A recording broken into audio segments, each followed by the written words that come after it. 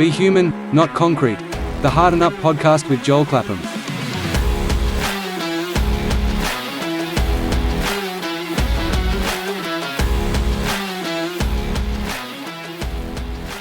G'day, I'm Joel Clapham, the founder of Hearten Up and the host of this podcast, Be Human, Not Concrete. This podcast is something I'm really excited to be putting out into the world. It's something that's been floating around in the back of my brain for quite a while, and I'm really excited to be able to put it together, send it out there, and see what people think. A little bit of background about me, so you know who I am. I'm a father of three. I'm a mental health trainer, writer, and consultant, and I'm doing postgrad studies in psychology. It's only the first year of a 5-year program to becoming a psychologist, but I'm really loving it. Absolutely fascinating and enjoying getting my brain working, learning about my brain and my mind and my body and the connection between those things, and really getting a greater understanding of what it is that makes us so interesting and so unique. This isn't what I always did though. I used to work in marketing and financial services, used to wear a suit to work most days, and it was a path that I thought was going to lead to a fulfilling life for me. It was going to be able to provide me with the financial means to build a good life. In hindsight, I can see that I was chasing success, professional achievement, and success and recognition as a means for feeling good about myself. It was all external validation. And I now know that in pursuing that sort of recognition and validation, I was completely placing myself at the mercy of other people and other things. It wasn't a life that was really setting my soul on fire. It wasn't a vocation that was making me bound out of bed every day. And I know a lot of us can say that about what we do. And I have absolutely no judgment for people who do a job that helps them live the kind of life that they like. There's nothing wrong with that. For me personally, though, I wanted more. I wanted to feel some value, some contribution to something bigger than myself, but also that I was growing and that I was evolving and that there was more to life than just working, doing some fun stuff on the weekend and hopefully feeling pretty happy about stuff. I wanted more. It might be something that I never reach a place of contentment with, and that's okay. I'm all right with that now. I'm no longer placing the complete validation and success on my existence, on what I achieve and what I do, but rather how I feel about myself is the most important criteria for me in evaluating my life. And I'm really, really happy to be able to say that over the last 18 months or so, I am now at a point where I love myself completely. I love the life that I'm building completely. I don't feel as though there's anything missing from my life, but I do feel as though there are opportunities that I've yet to pursue and yet to really embrace. And that's really exciting. It's a complete reversal of how I used to feel a number of years ago, and for most of my life. I felt as though there were always things missing. Whereas now, and it's more than just a reframe, things aren't missing from my life. Things will come along, or I will create or build or find other things that will add value to my life. But the core base existence that I lead is one that I am at peace with. And it's one that I do really enjoy and cherish and have deep gratitude for. It's really, really exciting to feel that because, to be honest, for most of my life, I did not. So that's a little bit of background about me. In each episode of this podcast, we'll talk about what being human means. And to me, it means acknowledging that all we can ever really do is the best we can with what we know at that particular point in time. And that's it. We're not ever really going to nail life. No one does every single day. And to have that pressure or expectation on ourselves is grossly unfair and a recipe for disaster, really, down the track. In recognizing that as humans we are imperfect by design, and by being vulnerable and open to learning and growing right throughout our lives, we're going to be much better placed to see and feel the joy and happiness along the way that we can. And we're also going to be much stronger when it comes to facing the challenges and difficulties that are a part of this adventure too. Nothing is ever amazing forever, but it can be something that we can learn from, even when it's really shit. Each episode of this podcast will feature a few different and alternating segments. I'm going to be giving you a bit of an update or some thoughts on how I'm going. We'll do a deepish dive and look at an element of psychology, mental health and behavioural science. That might be a concept or a theory or a study or a notable person in that field. I'll share some tools and resources with you that could be helpful or useful. We might take a look at some recent or emerging research in this field and see what we can take out of it for ourselves. And some episodes will feature conversations with some people that I consider to be good humans who have interesting things to share with us. It's my hope that you might get something useful or interesting or fun out of our time together. I really love any feedback you might have, so please get in touch. You can email podcast@heartenup.com.au or send a message via any of our social channels as well. In this first episode, we're going to have a look through a deepish dive at the concept of locus of control. To set the scene and give some context on why that's relevant and why that's important, I'm going to share with you a journal entry of mine from late 2011. I love journaling. I love writing my thoughts down. I love getting them out of my head and onto the page. But it is a sporadic habit of mine. It's not an everyday thing. I go through phases of writing pretty regularly, and then I won't write at all for a few weeks or months, and then I'll get back into it. I used to beat myself up about not writing like every day or every second day or even once a week, just to have this constant record of what was going on. But now I don't do that. I just write when I feel I need to, and sometimes I even push myself when I'm not entirely sure, and I really enjoy looking back at things just to see where I've come from, because I think evolution is learning from the past in order to create a better or more ideal future. So I do like going back now and then to look at different journal entries from periods of time to see how far I might have come or not come from that particular place, that particular time, to where I am now. This particular journal entry is from the 27th of December 2011, and it was the day before I turned 30, and here it is. Tomorrow, I turn 30. It's a milestone birthday, the first since I turned 21 9 years ago. I've done a lot in my 3 decades, and really I am very lucky, with much to be thankful for.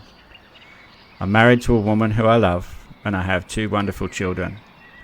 My sons are beautiful little men who I know will make many people happy over the course of their lives. I'm hopeful there might be another child, maybe 2. If not, then that's okay as well. Professionally, I'm doing quite well and forging a career in marketing communications within not-for-profit financial services, and I really enjoy it. I have a promising future that will unfold in time, even if it might be slower than I would like. My wife and I are building a house together and should be in a couple of months before I turn 31. If all goes as we hope, we'll have a good big family home where we'll raise our kids and welcome our grandchildren for holidays. All things considered, it's a full life with blessings in every direction. I'm really lucky and I appreciate how very fortunate I am. Really, I do. But there's still a gap. There's still something missing. I'm not exactly sure what it is, but I have a few ideas. I'd like to spend the first year of my 4th decade exploring whether those ideas might be the answer.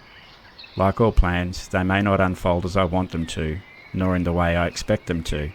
But if in a year's time I haven't at least made an effort to try and to identify what the gap is, I'll look back on this as a lost year. And I don't want that to be the case. So it's time. It's time to work hard on these ideas and see what comes of them. I have a feeling in my gut that if I give this a real solid nudge, a genuine shake, I'll be very happy with my life in 5 years' time. And that's really important to me, because 35 is a significant and important age for me. And it'll see me pass judgment on whether I've lived a good life or not. 5 years then to get it right. I don't think I'm all that far off, but the gap I feel at present is critical. It's the at peace with things badge that I've never had. 5 years to earn it, and by God I'm going to work hard. Starting tonight on the final day of my 29th year. Let's go.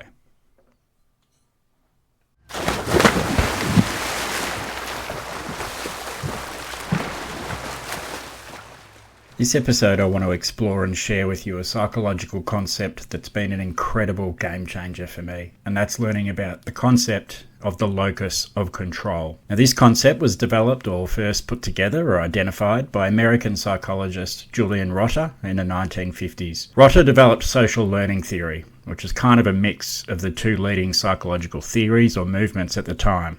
Those 2 being behaviorism and Gestalt psychology. Long story short, one of the key elements of Rotter's work is this concept of a locus of control. Locus is Latin for place, and control is control, so it translates quite literally as place of control. Basically, it represents where we believe or perceive or even place the power over our lives, over our fate. An external locus of control means we feel that the power over our satisfaction and happiness is controlled by external factors like fate or destiny, or even other people and things like events, circumstances, our socioeconomic status, our job, our home life, those sorts of things. So things outside of us Do they impact and control how we see our life? If we have an internal locus of control, it means that we feel we hold that place of power over ourselves and we have autonomy not only over our own fate, but how we respond or react to things that happen around us. That might involve acknowledging that while external factors might impact or influence how we are and how we feel about our life, ultimately we make the decisions about our response, our reaction, and how we interact with everything around us. The most common example that's used in a lot of psychology books is when a student submits an assignment and they get a low grade or a low mark for it. Someone with an external locus of control might blame the marker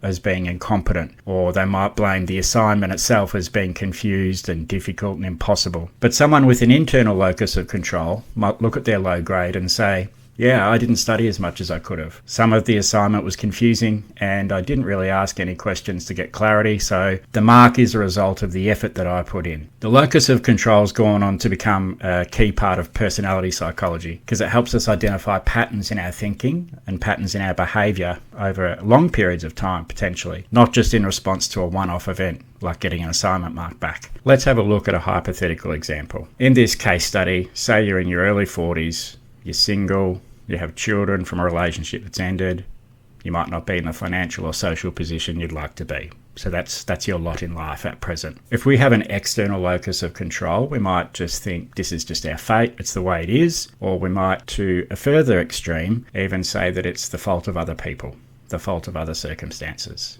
We might say it's our ex-partner's fault, or our parents didn't give us the proper life training and life lessons in order to build a better life. We might say that our employers haven't valued us and paid us enough. We might even blame people like our siblings or our friends for not supporting and encouraging and holding us up as much as we would have liked, or as much as we think we might have done for them if the situation was reversed. So someone with an external locus of control perceives their current lot in life, in this example, as being a result of things external to them. You can see that it becomes a bit of a habit of blaming others, or blaming, that ethereal concept of life or society for being so unkind to us. But if we have an internal locus of control, we'd still feel as though we're in control of our life. Even though all of these things, which are undesirable or not as good as we might like them to be, rather than blaming things outside of us for the way things are, we would perhaps reflect on what we can do differently.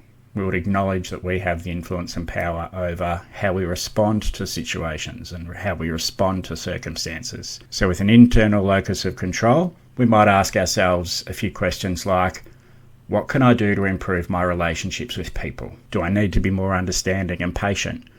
Or do I need to be a bit more selective over who I allow into my life? Are there patterns in the way that I select or deselect people to be involved in my life? Have I expressed the needs I have of others clearly? Have I listened to others when they've expressed their needs from me? Do I meet them where they would like me to be, as well as expecting them to be there for me? We might also think about the financial and social position. So when it comes to the financial position, do I need to look at my budget? Do I need to consider my employment situation? Do I need to consider creating an additional source of income? So that internal locus of control, rather than feeling like a victim or feeling like everything just happens to me, an internal locus of control in someone would see them assert their own influence over the circumstances in their life and the situation they find themselves in. So one is potentially blaming and one is taking ownership, taking control. Someone with an internal locus of control would really reflect constructively and objectively. But more importantly, part of being human and not concrete is they would also have compassion towards themselves, and they would reflect on their past choices and their past decisions and acknowledge that they might not have always been the most beneficial decisions they've made. They might have been bad decisions, but they were the decisions that they made at that point in time, with the information they had and the circumstances they were in. They might not make those decisions again if they had their time over, which they don't, but they do have that time from here onwards. So they'll use the past, they'll use their bad decisions that they've previously made in order to inform their future decision making. So that's taking things from the past that we wish we could change and using them in order to shape things for the future. That's that internal locus of control. Grabbing onto what we know and trying to make the future better because of the experience we've had, not in spite of it. Now, all this might sound like waffly mumbo jumbo, and I acknowledge that when I first sort of looked into this and heard about it and was talking about it with the psychologist I was working with at the time, it did seem a little bit ethereal. But the more I read about it, and the more I talked it over with a bunch of different people who work in the field, I came to really respect it as a psychological concept and see the opportunity that thinking about something like this can really have on our lives.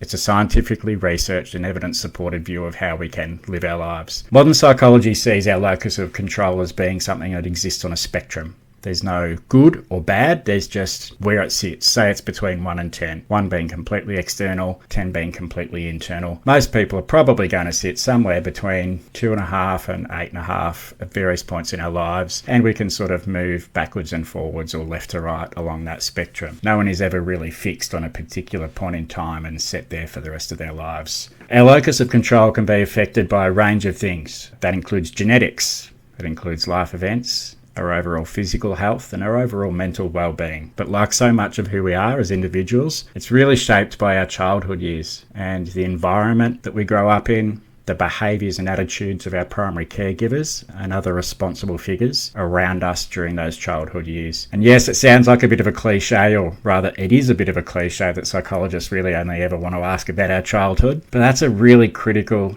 area of our life and our development. We're going to focus on childhood development in an upcoming episode of Be Human Not Concrete, so keep an ear out for that. But for now, back to locus of control. Whether we have an external or internal locus of control, or wherever it sits on the spectrum in between those 2 points, has been found to have an impact on our education, our achievements, our physical health, our mental health, and how effectively or ineffectively we engage with society as an active citizen. To put it bluntly, where we perceive the power over our life as residing and to what degree it impacts us is enormously consequential. It affects everything. I've put together an optional exercise for you if you'd like to have a look at your own locus of control and dive a little bit deeper into it. It'll only take you about 15 minutes or so. Head to our website, heartenup.com.au/podcast. and download the locus of control worksheet. Spend about 15 minutes thinking about the key questions that are on it. Jot down your thoughts. Writing helps us work things out and process them in a greater detail. So give that exercise a go if you're curious. See where your locus of control might sit. The questions and prompts that are on that worksheet come from a few different tests or scales that psychologists use in research studies and working with clients on their own locus of control. I really encourage you to reflect on where you place or perceive the power over you and your life.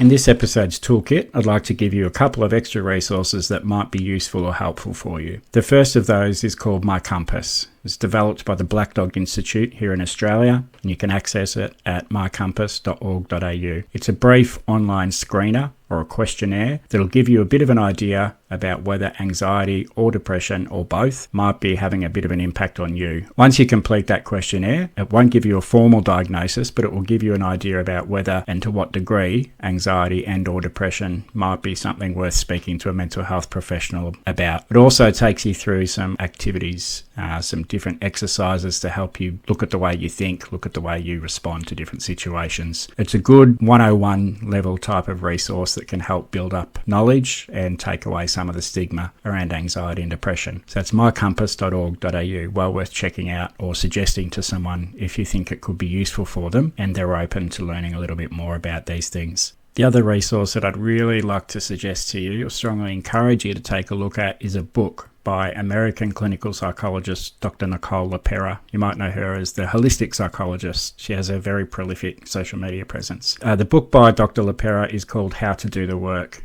and I found it absolutely insightful when I read this late 2022. Really opened my eyes to some of the environmental factors that can influence the way we develop and the way that we grow and the way that we carry those patterns and those habits and those response styles right throughout our life. But we can change them. We can look to understand them better. We can bring levels of compassion to ourselves that we might not have known previously that were even useful, helpful, or healing to us. There's a lot in there about somatic therapy. There's a lot in there about understanding the different ways that more professional or medicinal pharmaceutical treatments can be useful, but there are a lot of exercises that we can do and knowledge that we can build up ourselves by drawing on resources like this book that help us to get a better insight into the things that impact us and the things that go into shaping, I guess, the programming of who we are, the coding in our brain or in our mind. And those sorts of things can be edited. They can be amended. They can be worked on. The book is called How to Do the Work, and I can't recommend it more highly to you. Now, I'm a bit of a geek, so I generally color tab things that I find useful in nonfiction books. And without a word of a lie, that book is the one that I have tabbed more than any other in my life. It's quite comical seeing all the different colored flags coming out the edge of that book. Kind of looks a bit like Everest Base Camp, but it's really well worth having a look at a copy of this book. There's a couple of other books that have come out since. There's a How to Do the Work self-workbook, and Dr. LaPera has another book coming out later this month, actually, which is November 2023, and that's called How to Meet Yourself, and it's about looking at yourself within relationships. And I'm really curious to read that when it comes out, and I'll give you my thoughts on that one when I do. But this episode's 2 resources, just to recap quickly: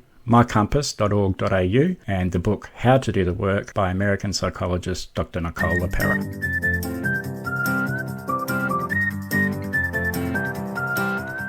And that's our first episode of Be Human, Not Concrete. I hope you found it interesting or useful. Any and all feedback or thoughts are welcome. podcast@heartenup.com.au. Until next time, please be kind to yourself, go easy on those around you, and remember to be human and not concrete.